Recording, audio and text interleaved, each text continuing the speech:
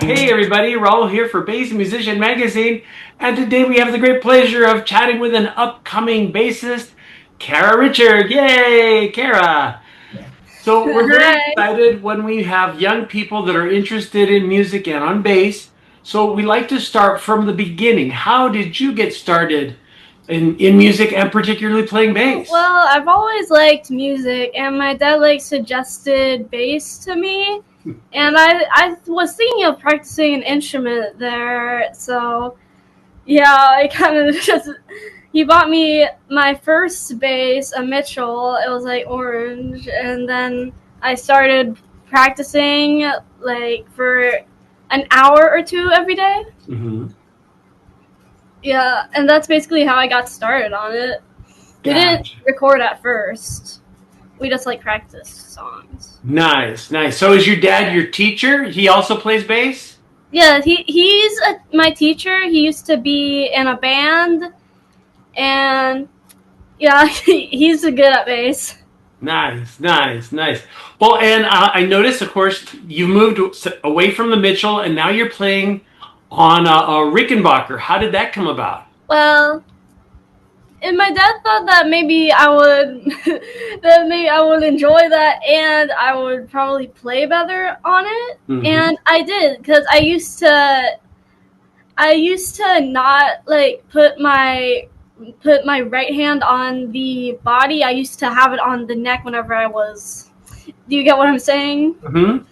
I I don't know how to explain it. And now I've just been playing better, I think. Excellent, excellent, It sounds much better. indeed. Well, and do you find, especially now that you have the Rick, and it's very inspiring to play. You've been working on your own system, or how is he teaching you this process? Because you're kind of self-taught. I guess your dad's helping you. What system are you using to kind of figure out how you work your tunes? We kind of just listen to it by ear, and then we write it down. And I play it like that for a while, but then sometimes I can just play it without the paper being there. Okay. This is my book.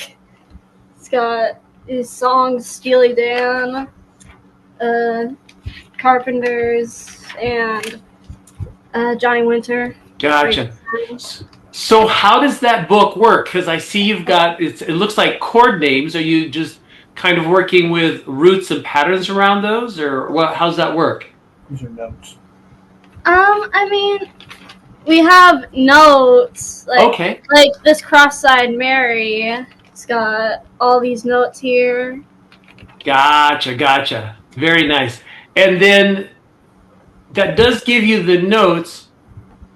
I guess you're working the timing by ear from what you can remember, because if you've got the right note, you got to figure out where it fits Yeah, in, yeah. It in the just comes song. naturally, kind of. Yeah, that's just how I'm kind of self-taught, but my dad helped a lot. Gotcha. Well, and how do you pick the songs that you want to play? Well, we have this list of songs that aren't too easy but aren't too hard, but sometimes they're a little hard. Hmm. And then I just pick out from the list, and then we can record them whenever I get them really down good. Nice, nice. And I noticed also that you play with a pick predominantly. Why is that? Is that just by choice, or are you trying to go for a specific sound with the pick? It's just I don't think I'm that ready for fingers, and a lot of popular bass players actually play with a pick, like Paul McCartney. That is true. That is true. Now, you will find in the bass community there are some areas that people tend to get a little fussy about, and playing with picks Yeah, is one. everyone's always like, I shouldn't be playing with a pick, and it's just Yeah, it's it's a little easier. silly. The same thing goes with if you play with more than four strings. That gets people kind of ranting and raising. But you're absolutely right. There's some amazing players that definitely play with pick. Some of them do it for the sound quality, because with your pick you get kind of more of a biting sound versus the soft tips of your fingers. Yeah, I like it being like that.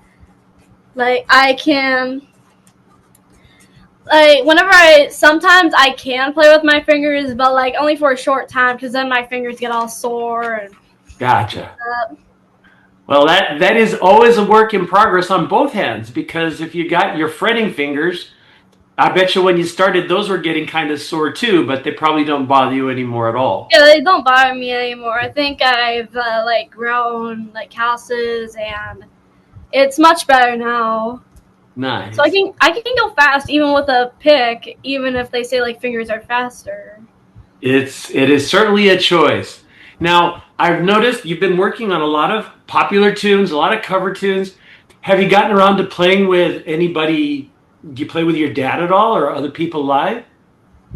Sometimes I think I have played with my dad before. I think we played Shape of My Heart together. Like he was on guitar and then I sang with bass. Okay. And I've played with my sister. She plays piano, but we haven't recorded that. Okay. Okay. Well, a very, very musical family. All you need is a drummer and you'd be all set, right? My brother used to practice drums, but I don't think he does anymore. And he doesn't live with us because he's like 19 now. Oh, gotcha. So, as you're looking ahead, I know you've got a lot of your bass journey, your music journey to go. What are your thoughts? What would you like to do? I know you're going to keep working on these, but do you have any plans to like try to go to school for this or want to be professional or something? Not really.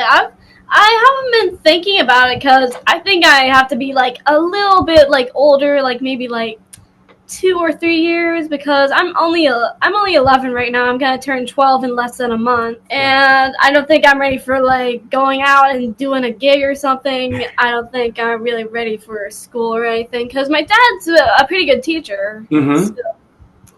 and I'm pretty much like self-taught. Nice. Well, it's never too young. Would you believe that I played with my first rock band when I was in fifth grade? Oh, So we did talent show. So not anything too big, but we had a couple of tunes. And yeah, there's a lot of we had a talent show yesterday, and there's a lot of young players. Like there was a little boy playing Day Tripper on his guitar, and then there was a girl playing Let It Be on her piano.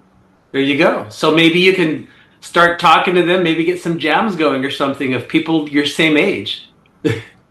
Well, they're not really my same age. Some of them are like younger than me. Oh, gotcha. I hear you. Well, well, at least they're musicians. We'll put it that way. Musicians where that are near you. Yeah, I think I've just got to like get my confidence a little bit more up before I can do anything like that. Nice, nice. Well, and I know that you've been working quite a bit on doing a lot of your YouTube videos and things. And if people want to see or hear what you're up to, one of the best places at Cara Rickbass. It's on YouTube, X, TikTok, and all that. So lots of places they can see what you're doing. And then you have on Facebook page at EG Studio 89. That sound about right? Mm-hmm. Yeah, that's it. Perfect, perfect. Well, it's always very exciting to meet young musicians that are getting started. Now's the real time to develop your passion for music and wanting to do it. And I should probably ask, because I'm sure you're inspired, do you have any other bass players that inspire you to make you want to do this?